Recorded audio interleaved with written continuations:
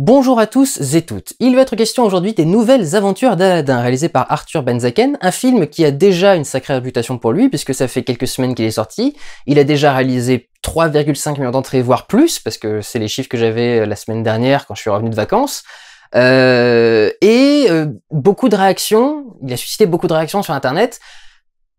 Celles que j'ai entendues sont principalement négatives, en particulier celles des gens qui venaient me voir en me disant « Fais quelque chose sur les nouvelles aventures d'Aladin parce que il faut absolument que tu fasses quelque chose dessus. » Ça ne vous surprendra pas, vous savez que j'ai parfois un avis un peu différent. J'ai bien kiffé les nouvelles aventures d'Aladin. On va revenir là-dessus en plusieurs points. Avant de passer au film, moi ce que je voulais justement faire un petit retour sur pourquoi est-ce que ce film est si détesté que ça. Et je vais revenir donc sur deux choses avant de parler du film, la haine de Kev Adams et la polémique qui a été créée sur Allociné, qui est liée aussi au film et qui est liée aux mauvais commentaires et à la mauvaise réception qu'il y a eu du film. Donc plusieurs choses à aborder avant de passer au film lui-même. D'abord, la haine de Kev Adams. Vous avez tout à fait le droit de ne pas aimer des acteurs ou des actrices. Ça se comprend parfaitement, de ne pas aimer... Enfin, ça se comprend parfaitement. C'est acceptable de ne pas aimer un acteur. Ne pas aimer Marion Cotillard, ne pas aimer Audrey Tautou, c'est souvent des filles d'ailleurs. Genre du Jardin, on ne sait jamais, des choses comme ça. Ça arrive, tout le monde a le droit. C'est pas pour autant que les films qu'ils font sont mauvais. Ces gens sont des acteurs. Leur boulot, c'est de sortir de leur rôle et de faire quelque chose d'autre. Vous pouvez reprocher à Kev Adams de ne pas beaucoup le faire. Il n'empêche que ce n'est qu'un acteur et que c'est pas parce qu'il est dans un film à faire quelque chose qu'il fait d'habitude que le film est mauvais pour ça. C'est son rôle de prédilection, c'est pour ça qu'il est casté de prédilection. Excusez-moi, c'est aussi pour ça qu'on castait Louis de Funès. C'est parce qu'il faisait très bien le petit personnage très énervé tout le temps, et c'était du typecasting, exactement comme on typecast Kev Adams dans le rôle de jeune, dans des comédies adolescentes actuellement. Donc vous pouvez pas détester un film à cause de ça, et parce qu'il y a un acteur que vous aimez pas dedans. Enfin, ça peut très bien faire un bon film avec un acteur que vous n'aimez pas. J'en tiens pour preuve, c'est que là, ici, là, il y a La Belle et la Bête, que là, il y a La Vie d'Adèle, et qu'il y a un truc dans ce genre. Je déteste Léa Seydoux, je ne supporte pas sa façon de jouer. Ça ne veut pas dire qu'elle est mauvaise dans tous les films qu'elle fait, et ça ne veut pas dire que sous prétexte qu'elle est dans un film, je ne vais pas l'aimer. Le meilleur exemple, ce serait La Belle et la Bête, parce que c'est un film où j'avoue clairement que le réalisateur ne sait pas diriger les acteurs et que le film est en soi pas terrible, mais qu'il y a quelque chose qui me plaît dans le film, et c'est pour ça que je l'ai pris quand même. Il faut savoir aller au-delà de ce genre de choses, parce que on peut pas juste rejeter un film parce qu'il y a un acteur qu'on n'aime pas dedans. C'est le boulot d'un acteur, c'est de faire un autre personnage, donc allons le voir et allons voir s'il fait un autre personnage. Et s'il joue bien, et s'il fait ça comme il faut, même si c'est pas un autre personnage, s'il fait toujours le même truc. Depardieu aussi fait le même truc dans tous les films qu'il fait. Enfin, voilà, il y a des choses sur lesquelles il faut rester calme. Et pour ce qui est de la polémique sur Allociné, il y a toute une rumeur, parce que je parle de rumeur parce que pour l'instant j'ai pas de preuves personnellement, comme quoi la boîte de prod, et en particulier de communication, qui gère les nouvelles aventures d'Aladin, a passé un contrat avec Allociné, qui n'aurait mis que les critiques presse positives du film, et qui aurait mis des faux commentaires de spectateurs sur Aladin, en particulier des gens qui se seraient inscrits uniquement pour dire du bien d'Aladin, ce qui peut paraître un petit peu bizarre. Je peux pas dire autre chose que, effectivement, ce n'est pas bien. On peut pas faire ce genre de choses, c'est de la manipulation. D'un autre côté, je pense que c'est extrêmement lié au premier point qu'on vient d'aborder. Ces gens sortent un film avec Kev Adams, ils savent parfaitement qu'il va y avoir une foule en colère qui va venir uniquement parce qu'ils détestent Kev Adams, hurler sur le film et dire que c'est une merde. La preuve, c'est ce que vous faites. Allociné n'a pas aidé, je dis vous en général. La preuve, Allociné n'a pas aidé parce que le fait qu'il y ait eu ça sur Allociné n'a pas aidé les gens à se dire que le film pouvait avoir quelque chose d'intéressant.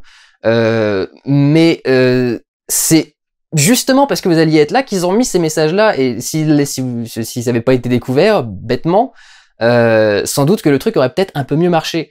La communication, c'est quelque chose de compliqué à gérer. Il faut savoir essayer de prévoir les choses qui vont arriver. Et quand on a un acteur comme ça qui est un peu borderline, c'est-à-dire qu'il y a beaucoup de gens qui l'aiment, mais beaucoup de gens qui le détestent aussi, je comprends parfaitement qu'ils aient été sur Allociné en essayant de faire du damage control. J'utilise plein de mots américains. De faire du damage control et de faire en sorte que il y ait une bonne partie de commentaires qui soient positifs avant que le film se fasse complètement massacrer. Encore une fois, ça n'excuse rien. C'est pas bien de faire de la manipulation. Ça ne veut pas dire que le film est mauvais. Ça veut dire que le film, les gens savaient que le film allait avoir du mal à se vendre. Maintenant que tout ça est fait, parlons du film. Est-ce qu'il y a vraiment des qualités à aller chercher dans ce film? Est-ce qu'il y a vraiment quelque chose de bien dans ce film? Oui, il y a des choses extrêmement bonnes dans ce film, et je trouve que ce film est plutôt bon. Le scénario est intéressant et est intelligent dans la façon dont il est écrit. Le principe, c'est que Kev Adams et son pote là qui joue avec lui dans Soda sont des voleurs qui s'habillent en Père Noël pour faire un casse. Et c'est dans les Galeries Lafayette que le personnage de Kev Adams se fait arrêter par des gosses qui lui demandent de raconter une histoire comme il est Père Noël, et donc il leur raconte une histoire. Ça veut dire qu'on a une mise en bouche, si vous voulez, on a une entrée dans l'histoire qui est très intelligente parce qu'elle permet de faire ce qu'on veut. On lance l'histoire dans un autre récit. Et de cette façon-là, le film est travaillé pour que la narration de Kev Adams ait un impact énorme sur ce qui est montré à l'écran. Ce qui est montré à l'écran, c'est pas juste une réinterprétation de l'histoire. C'est une réinterprétation qui est justifiée par le fait que c'est un personnage qui est assez jeune, qui ne connaît absolument rien, qui raconte vite fait une histoire d'Aladin à des enfants, mais qui connaît mal et qu'il essaye du coup de raconter à sa façon. Ce qui crée tous les décalages, tous les sketchs qui se passent dans le film. Le sketch est principalement basé sur des anachronismes, et le fait de mettre des choses qui soient modernes du coup dans un contexte qui n'est pas du tout le sien, à tous les niveaux, hein, tout bêtement un panneau stop dans un désert, des choses dans ce genre-là, enfin, toutes ces choses-là, qui sont vachement intelligentes. C'est intelligent d'un point de vue narration et dans ce que ça permet de faire au niveau des sketchs. Au-delà de ça, c'est intelligent parce que c'est comme ça que sont racontées les histoires des Mille et une nuits, dont, si je ne me gourre pas et si je suis pas un inculte total, ce qui est possible, Aladdin fait partie. L'histoire des Mille et une nuits, c'est qu'en principe, toutes ces histoires sont racontées par une prostituée ou une nouvelle épouse de sultan, je crois, et c'est leur nuit de noces, et elle fait ça pour retarder le truc, parce que je crois que... alors je sais plus, il y a une histoire comme quoi s'il couche avec, il la tue. Je me souviens plus des Mille et une nuits. Je les ai jamais lus, genre j'ai eu des petits contes par-ci par-là. Bref, c'est le même système de narration. C'est ce que j'essaie de dire au final pour en arriver là, c'est que c'est le même système de narration. C'est quelqu'un qui raconte une histoire. Il reprend le même système, le réalisateur, Arthur Benzaken, mais c'est pas lui qui a écrit le film, mais le scénariste en tout cas reprend ce principe-là pour en faire quelque chose qui est intelligent. On raconte les Mille et une nuits comme ils ont été racontés avant, mais avec des personnages différents. C'est plus une fille qui est promise à un sultan et qui doit se raconter une histoire sinon elle se fait trancher la gorge. C'est un petit con, un petit caïd qui veut aller voler des trucs dans une galerie Lafayette et qui se fait acculer au dernier moment et qui doit essayer de garder sa couverture, sinon bah, tout le monde sait que c'est pas le mec et qui bosse pas vraiment là-bas. Donc rien que ça, rien que cette base-là, elle est intelligente.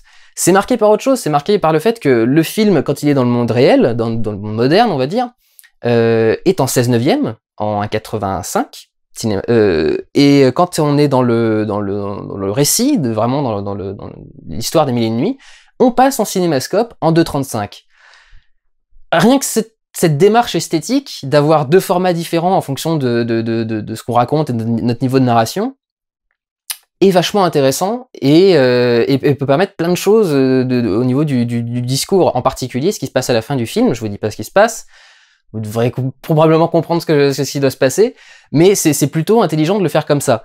Et au-delà de ça, la réalisation est très bonne, parce que les effets spéciaux sont vachement bien faits, et rien que ça, dans un film français, surtout avec j'allais dire petit budget, mais c'est un des plus gros budgets français avec 15 millions, mais surtout avec un budget de film français, quoi. Le nombre de plans truqués est bien truqué, est très impressionnant pour un film français, quel qu'il soit, même avec un budget comme ça, quoi. Je pense qu'il n'y avait même pas autant d'effets spéciaux dans Mission Cléopâtre. Et pourtant, ils sont très très très très bons et très bien foutus, quoi, dans les nouvelles aventures d'Aladin. Déjà, rien que ça, c'est plutôt cool. Mais plus encore, parce que le film reste une comédie, le rythme est très bien travaillé. Il y a beaucoup de sketchs qui pourraient très facilement devenir très lourds s'ils duraient quelques secondes de plus. S'il n'y avait pas un cut à une autre scène complètement différente, pile poil à ce moment-là.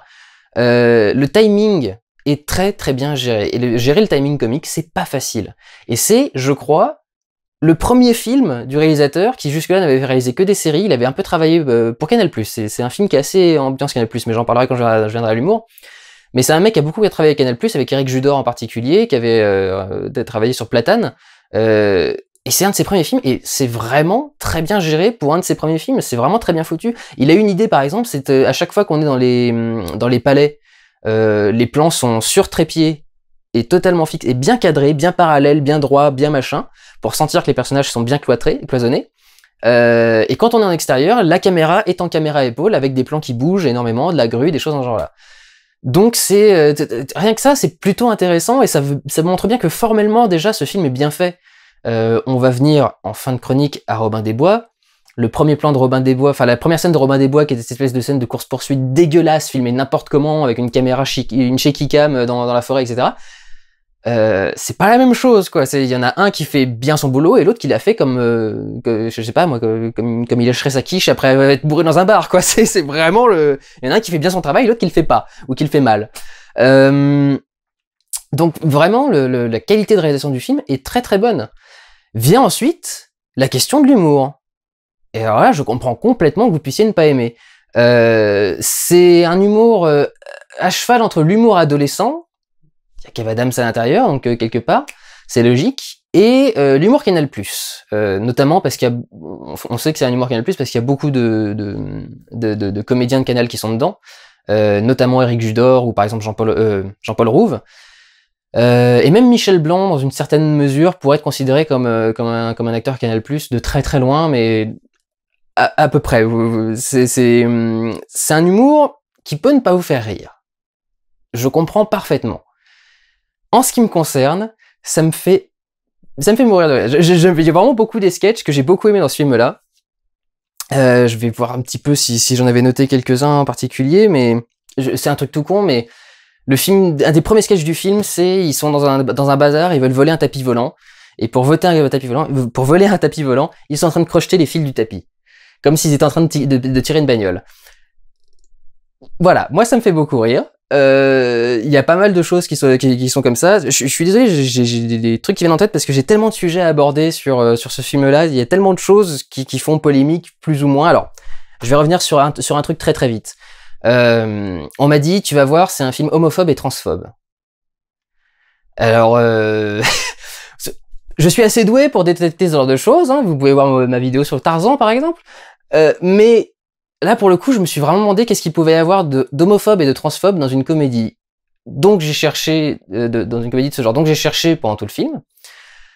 Alors, ce qui est considéré comme homophobe, c'est un terme qu'ils utilisent dans le film, qui est que les gays font partie de ce qu'on appelle la jaquette volante. C'est un terme qui n'est pas insultant. La jaquette, c'est un terme rigolo pour parler des folles. Vous pouvez... Évidemment qu'il y a certains gays qui sont ce qu'on appelle de la jaquette, qui sont un peu comme ça, qui sont avec la petite main, qui sont avec des petites voix un peu aiguës, etc. J'en connais. Je suis sorti avec certains d'entre eux. Enfin, vous pouvez pas considérer ça comme homophobe. C'est pas homophobe. Ça ne crée rien, ça n'insulte pas quoi que ce soit. C'est un petit mot pour désigner quelque chose de façon un peu rigolote, se moquer. Je signale que quand on se moque, il y a forcément quelqu'un qui prend pour la gueule au passage. Hein. Donc c'est le principe d'une moquerie, c'est le principe d'une blague. Normalement, ça se fait au détriment de quelqu'un. La jaquette volante encore plus, ça n'a rien d'insultant, ça n'a rien de méchant. Et il y avait le truc sur les transphobes. Je l'ai cherché pendant tout le film, parce que vraiment, je voyais pas. Et enfin, j'ai compris pendant un sketch, il y a un passage dans le film où il y a un personnage qui se déguise en femme pour passer inaperçu. Et il se fait choper par le vizir, qui est joué par Jean-Paul Rouve. Et alors je crois vraiment que c'est ce truc-là qui a fait réagir les gens, où donc le mec qui est travesti en fille dit mais non, je suis pas du tout là pour je me suis juste déguisé, je suis juste travesti, qu'est-ce qu'il y a de mal à ça, ou quelque chose dans ce genre-là. Et le personnage se rapproche et il fait bah écoute, si t'es déguisé, il y a deux solutions, soit c'est pour voler, soit c'est une déviance. Donc dans tous les cas, c'est un crime. Et je suis presque sûr qu'il y a plein de gens qui ont pris ça pour une vraie attaque, le fait qu'ils disent c'est une déviance. Le film se passe à Bagdad. D'accord ? Un peu de contexte. C'est une blague oui, c'est une blague par rapport à ce qui se passe à Bagdad à l'époque, ce qui pourrait se passer maintenant aussi. Je vous signale que c'est un peu la merde en ce moment dans les pays arabes. Donc forcément, quand il y a un personnage de travesti dedans et qu'on fait une blague de ce genre-là, l'idée c'est pas de dire que les transsexuels c'est pas bien. L'idée c'est de montrer bah oui c'est Bagdad et effectivement là-bas si t'es déguisé en fille, t'as pas vraiment d'argument pour justifier que c'est le cas, quoi. Parce que comme dit Jean-Paul Rouve, soit c'est pour voler, soit c'est parce que t'es un transsexuel, ce qui, à Bagdad, à ce moment-là, et dans le contexte du film, est considéré comme une déviance. Ce n'est pas une, c'est le principe de la blague. C'est juste de dire, bah oui, t'es dans une situation, t'es dans la merde, mon vieux. T'as dit l'argument qu'il fallait pas. C'est ça le truc. C'est pas de dire que c'est pas bien pour le fait d'être transsexuel ou travesti n'est pas bien. C'est juste de dire, mais mec, c'était surtout pas le truc à dire aux flics qui sont en train de t'arrêter et qui sont pas du tout tolérants. Je comprends pas comment des blagues comme ça peuvent être reçues aussi mal. Cela dit, il faudrait peut-être que je regarde toute première fois. Peut-être que j'ai fait la même chose. Fallait que je le dise parce que finalement ça m'aide. Ceci me fait passer à autre chose. Il y a beaucoup de gens qui vont dire que dans ce film, il y a beaucoup de clichés. Notamment certaines blagues qu'on peut faire assez régulièrement, je dirais pas lesquelles, ou justement comment dire, des blagues communes. Par exemple sur ce qu'on fait quand on vole une voiture, des choses dans ce genre-là. Il y a du coup une façon très simple de dire que le film est cliché, mais non, c'est justement le principe. Le principe, c'est de prendre un cliché et de le mettre dans un contexte qui n'est pas du tout le sien. C'est ce qu'on vient de dire, c'est ce que je viens de dire, parce que j'étais le seul à parler, avec les transsexuels et les travestis. C'est l'idée de prendre ce cliché-là et de le ramener dans un monde, dans un contexte qui lui va pas du tout. Donc le but, c'est pas de prendre le cliché pour le cliché, c'est de prendre le cliché et de le mettre dans ce contexte qui le rend, qui en fait quelque chose de plus, qui en fait quelque chose d'absurde en soi, parce que c'est un cliché qui est là où il ne devrait pas du tout être. Et c'est ça qui est recherché, c'est ça qui crée l'humour. Alors c'est peut-être un humour qui n'a aucun effet sur vous. Moi, c'est un humour qui a beaucoup marché chez moi. Quand on me dit qu'il y a eu qu'on a stigmatisé les gays ou les gens genre là, bizarrement, personne ne m'a parlé du fait que le sultan peint des kebabs. Moi, ça me fait pisser de rire. Je trouve ça génial. Il y a une scène où t'as le sultan qui est en train de montrer les peintures qu'il fait, tout ce qu'il dessine, et à chaque fois qu'il peint un truc, c'est une broche de rôtisserie avec une viande à kebab dedans. Et je trouve, c'est ça la blague. Et en plus, ce qui est drôle, et ça me permet de finir complètement ça. Ce qui est drôle, c'est que c'est Michel Blanc qui joue le sultan et qui dessine des kebabs. Donc il y a encore un truc encore plus absurde, c'est que c'est évidemment t'es un sultan, t'es arabe, donc tu dessines des kebabs, sauf que t'es joué par Michel Blanc, donc il y a un truc encore plus con dans le truc. Ce qui marche vraiment très très bien et ce qui est très efficace. Il y a beaucoup de blagues par rapport à la peinture qui sont assez drôles aussi dans ce film-là. Globalement, je n'aurais rien à reprocher à ce film. J'ai une scène que j'ai détestée, tout bêtement parce que je suis pas très très fan de ce style de musique. C'est la scène du clip.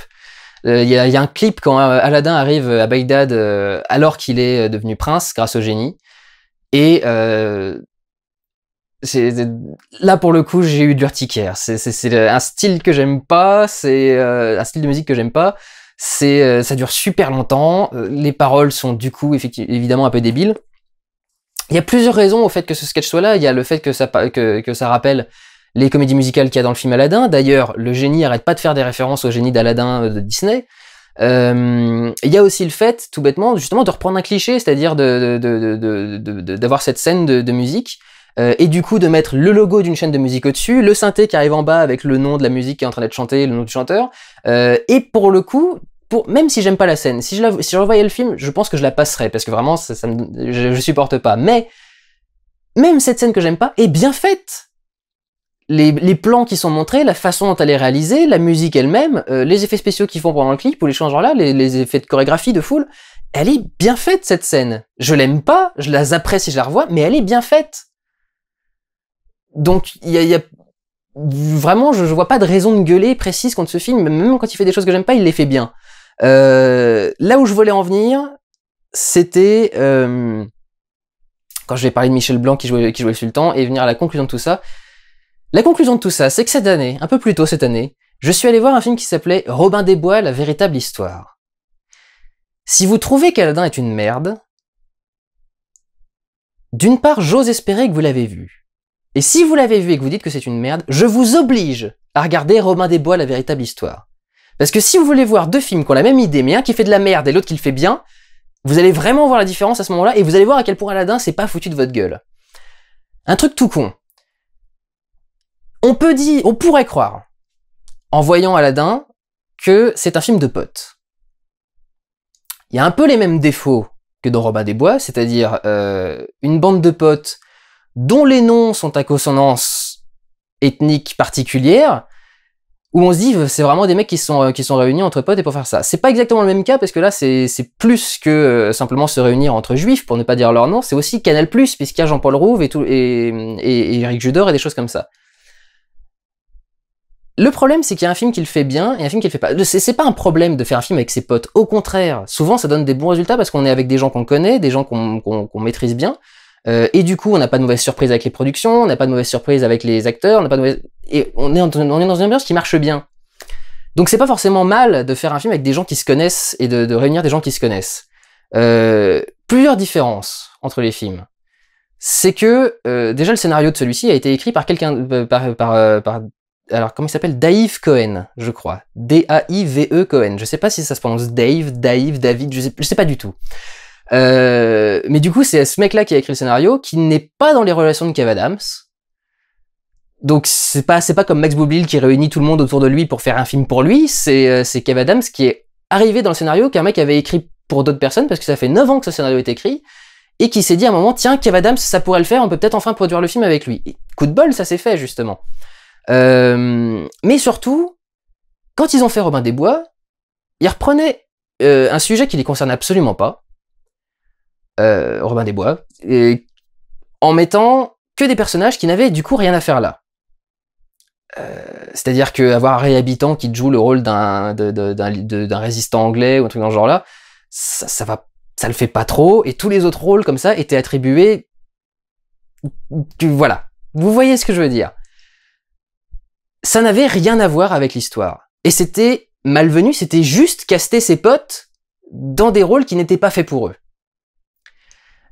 L'astuce d'écriture d'Aladin fait qu'on peut se permettre tout ce qu'on veut. Dans le principe, Aladin, en fait, recrée une histoire en mettant des personnages qu'il connaît dans sa vie réelle, dans ce monde fantasmé. C'est-à-dire qu'effectivement, ils ont pris des acteurs qui ne devraient pas du tout à la base venir dans ces rôles-là, mais le contexte dans lequel l'histoire est racontée fait qu'ils peuvent se permettre de faire ce qu'ils veulent. C'est pour ça, par exemple, que je ne gueulerai pas sur les différences de casting entre l'ethnique et l'acteur dans Aladin, alors que je l'ai fait dans Robin des Bois. Parce qu'il y a un cas où c'est juste honteusement reprendre ses potes et faire un film sans se poser aucune question sur comment le spectateur va le recevoir, et un autre qui est l'exact inverse, qui est de savoir comment le public va le recevoir et de voir les meilleurs choix de casting à faire pour que ce soit encore plus drôle. Parce qu'on sait que Jean-Paul Rouve, dans un rôle de méchant, il va être drôle, que le fait d'avoir Michel Blanc dans le rôle d'insultant, ça va faire un personnage assez débonnaire et assez jovial. Ça... Voilà.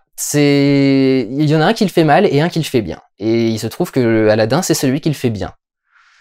Je dirais même que les rumeurs comme quoi il y aurait bientôt une suite qui s'appellerait Ala 2 me plaît beaucoup aussi, parce que voilà, rien que la blague me fait rire. Aladin Ala 2, la blague est tellement mauvaise, mais personne n'a osé la faire de façon officielle, entre guillemets. S'ils la font, moi je suis à fond dedans. Le seul problème, c'est qu'apparemment c'est Kev Adams qui a eu l'idée, c'est-à-dire qu'il voudrait rapprocher le projet à lui. Ce sera pas la même écriture qu'un film qui est dans les limbes de la production depuis 9 ans. Mais ça peut toujours être intéressant, et en ce qui me concerne, ça me ferait rigoler que le film s'appelle Ala 2. Alors je comprends après que la présence de certaines personnes en guest star, comme par exemple Lafouine ou Cyril Hanouna, qui n'ont rien à faire là, puissent faire penser que ce film est juste là pour accumuler des thunes et faire bosser ses potes.